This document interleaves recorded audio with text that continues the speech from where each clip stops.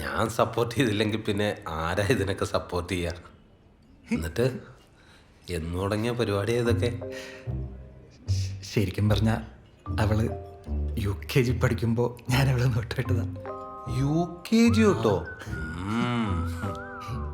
ഒരു ഗിന്നസ് റെക്കോർഡിന് സാധ്യതയുണ്ട്. UKGയിലെ പ്രണയം. ഒന്ന് പോ സഞ്ജു. ഇഷ്ടാന്ന് ഞാൻ സമ്മതിച്ചതേ 7ാം ക്ലാസ്സിലാ. 7ാം ക്ലാസ് അത്ര മോശമല്ല. എനിക്ക് മനസ്സിലാവാത്തതേ, ഇത്രയും കാലം നിങ്ങൾ ആരെ അറിയിക്കാതെ ഇതെങ്ങനെ കൊണ്ട് നടന്നു എന്ന്. അല്ല, സഞ്ജു ഞങ്ങളോട് ഇതൊക്കെ ചെയ്യുമെന്ന് ഞങ്ങൾ ഒട്ടും പ്രതീക്ഷിച്ചിട്ടുമില്ല. ബാക്കി പറ. പറഞ്ഞു. അവള് ഈ ബാംഗ്ലൂരിൽ പഠിച്ചിരുന്ന സമയത്ത് ഞാൻ അവളെ കാണാനൊക്കെ പോവുമായിരുന്നു. ബാംഗ്ലൂർ പോയാ പിന്നെ US എംബസിയിൽ തനിച്ചു പോവാന്ന് പറഞ്ഞ ചേട്ടനെ ഒഴിവാക്കിയത് സഞ്ജുവിന്റെ കൂടെ പോകാനായിരുന്നു. അതെ, ഞാനിതൊക്കെ ചോദിച്ചറിയുന്നത് മറ്റൊന്നും കൊണ്ടല്ല കേട്ടോ. നിങ്ങളൊരു ആവേശത്തിനെടുത്ത് ചാടിയ പ്രണയമാണോ എന്നറിയാൻ വേണ്ടിയിട്ടാ. അല്ലടേ, ഞങ്ങൾ ഭയങ്കര സിൻസിയറാണ്. അതെ ചേട്ടാ, ഞങ്ങൾ വളരെ ആലോചിച്ചെടുത്ത അതെ തീരുമാനം. അതെ. എന്നാ ഓക്കെ. ഓക്കെ അല്ലേ? ഓക്കെ.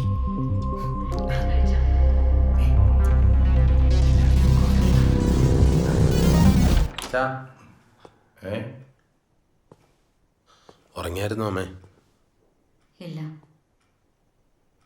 അവൾ പറഞ്ഞല്ലോ അല്ലേ, ഞാൻ സഞ്ജുവിൻ്റെ വീട്ടുകാരുമായിട്ട് സംസാരിച്ചിരുന്നു.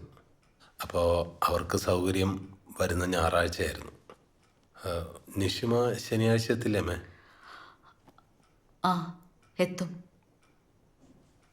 അച്ഛാ, ഇനി നമ്മൾ പ്രത്യേകിച്ച് ആരെങ്കിലും വിളിക്കണോ? അച്ഛൻ്റെ സുഹൃത്തിനെ മറ്റോ? വേണ്ട. ശരി അമ്മേ, ഗുഡ് നൈറ്റ്.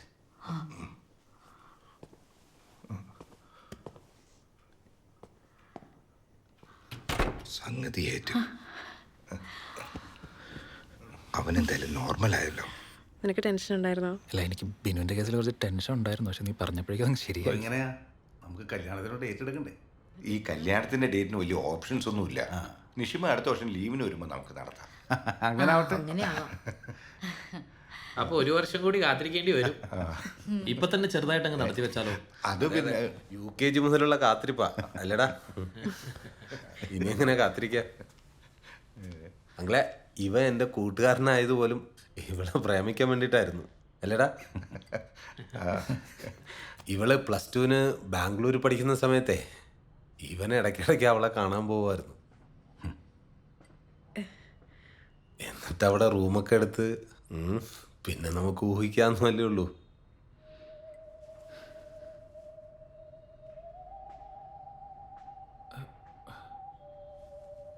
അല്ലമ്മ, ഇവൾക്കന്ന് 18 വയസ്സ് തികഞ്ഞിട്ടില്ല.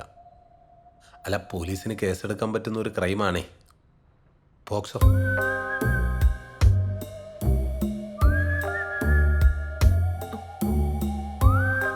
അങ്ങളെ, ഈ വിവാഹം എന്നൊക്കെ പറയുന്നത് പവിത്രമായ ഒരു കാര്യമാണല്ലോ.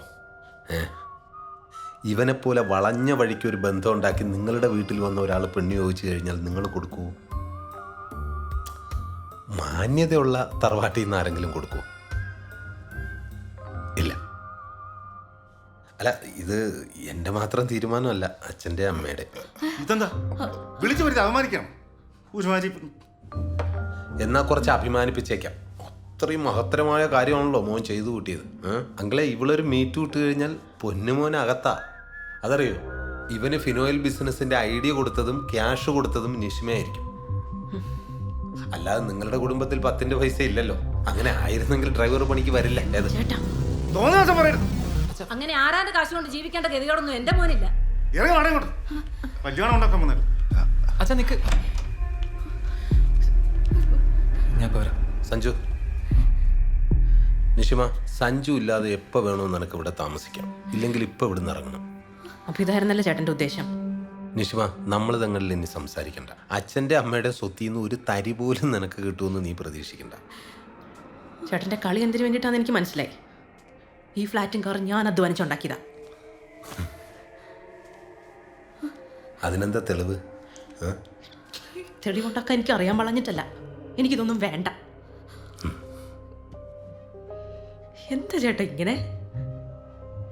എനിക്ക് അധ്വാനിക്കാനുള്ള കഴിവുള്ളിടത്തോളം കാലം ഉണ്ടല്ലോ, ഞാൻ തന്നെത്താൻ അധ്വാനിച്ചോളാം. അങ്ങനെ തന്നെയല്ലേ ഇതുവരെ ഉണ്ടായിട്ടുള്ളതും. പരമ കഷ്ടം. മോളെ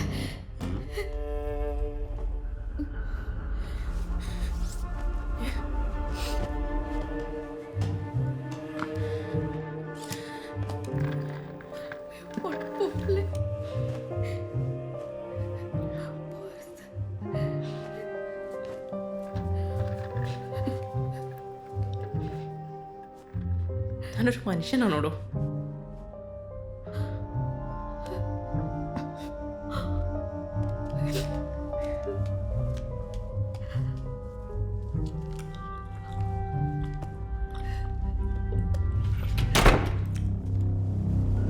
പെൺകുട്ടികളെ ഇറക്കി വിടാൻ അത്ര പാടൊന്നുമില്ല അച്ഛാ.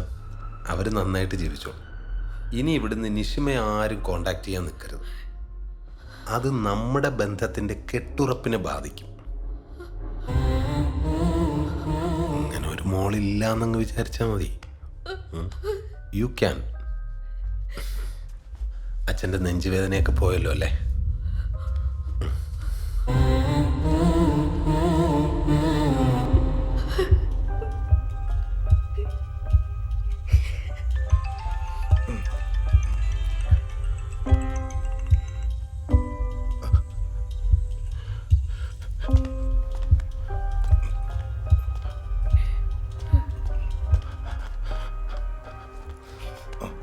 മോളാണ്, നീ സംസാരിക്കും.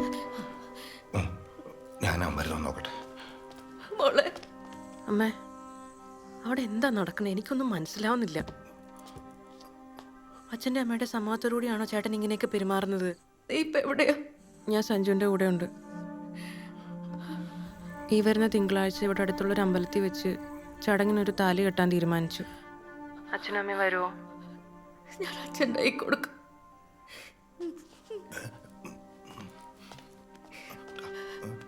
നീ പോയി നോക്ക മോളെ. അച്ഛാ, തിങ്കളാഴ്ച ചടങ്ങ്. മോളെ, അച്ഛൻ്റെ അമ്മയുടെ അനുഗ്രഹം എപ്പോഴും ഉണ്ടാവും.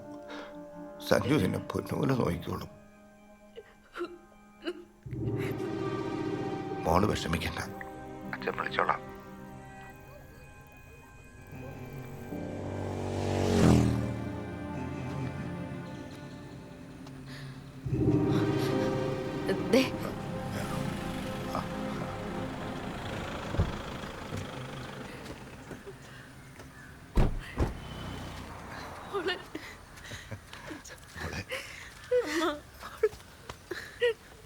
അച്ഛാ,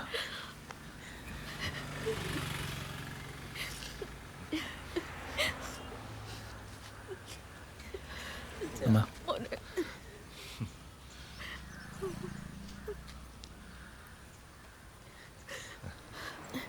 അച്ഛാ, ചേട്ടൻ എന്തിനാ നിങ്ങൾ ഇത്ര പേടിക്കുന്നതെന്ന് എനിക്ക് മനസ്സിലാവാത്തത്.